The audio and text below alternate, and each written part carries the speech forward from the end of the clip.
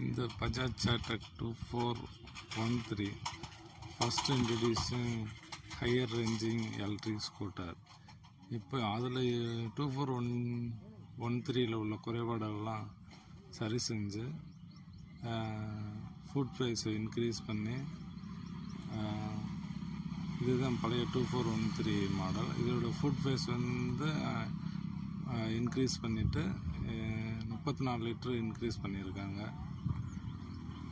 இது ஒரு பழைய மாடலுக்கும் இப்போ உள்ள மாடலுக்கும் உள்ள டிஃப்ரெண்ட். இப்போ உள்ள மாடலில் வந்து உங்களுக்கு பேட்ரி வந்து ஃபுட்டு கீழே வச்சுருக்காங்க. பழைய மாடலில் 2413ல் டிக்கி கீழே இருக்கும்.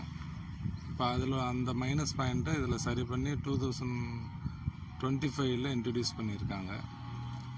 அந்த மாடலில் டிக்கி கீழே இருக்கும், இதில் வந்து ஃபுட்டு கீழே இருக்கும்.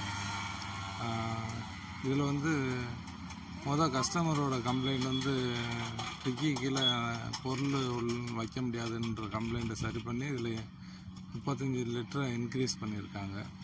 ஆனால் பழைய 2413ல் அந்த மாதிரி ஆப்ஷன் இல்லை. இப்போ உங்களுக்கு இந்த இது 2413 இதில் வந்து அந்த மாதிரி இது பண்ண முடியாது.